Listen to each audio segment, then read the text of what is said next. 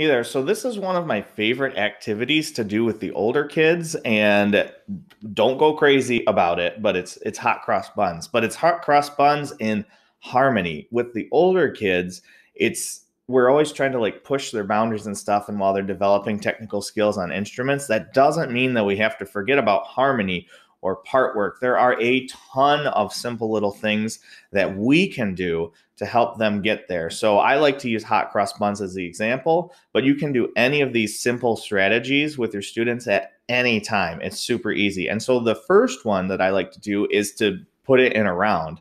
Hot cross buns mostly works as a round. It doesn't sound too bad, but it's not super complicated. However, it does force them to develop the ability to listen to their own part and play while also hearing other music going on. Here's what it sounds like.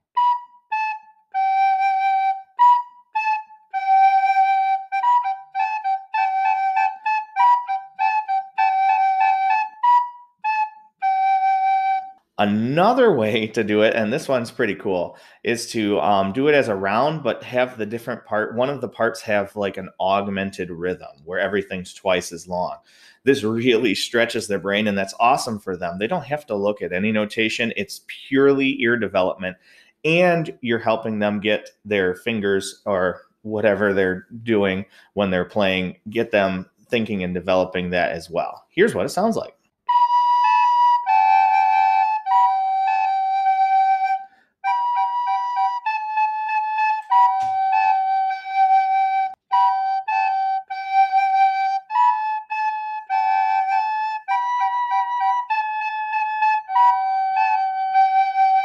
Another way that, general music teachers love that you can borrow from if you're looking at middle school kinds of things is to add some ostinati, whether you're doing just a simple rhythm ostinato or maybe you're adding some melodic stuff going on there.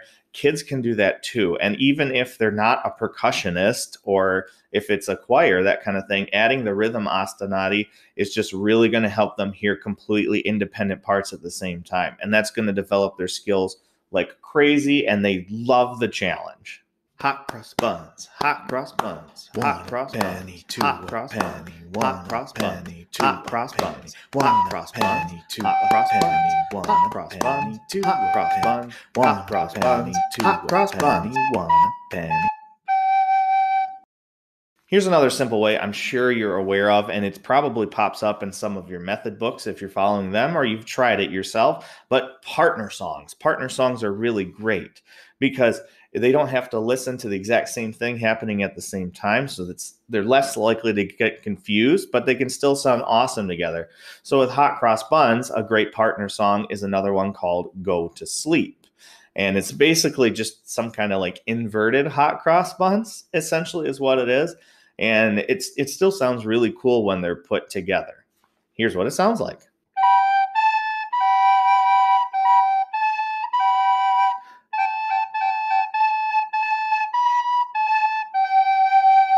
Finally, another way you might want to try something is to add thirds, like the third above, some parallel motion. I know your freshman music theory professors are going, no, not parallel motion, but it still sounds pretty cool. And with hot cross buns, it's really interesting. And it also helps kids to hear those thirds and maybe start to tune them too, even in the younger middle school grades. It's pretty cool.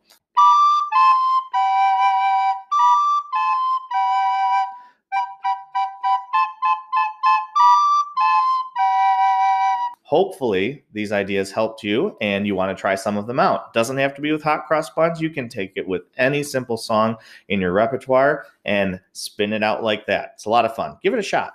Hey, music makers, I hope you really enjoyed this Hot Cross Buns harmony stuff. It's pretty cool. You can do it with any simple song, and with your older kids, it's just awesome for building that harmonic skills. So you should really give it a shot. Now, if you like stuff like this, learning things, whether it's recorder or music teaching or whatever, make sure you subscribe and you share because we've got some big stuff coming up and you don't want to miss it. Until next time, keep on singing or playing or making music.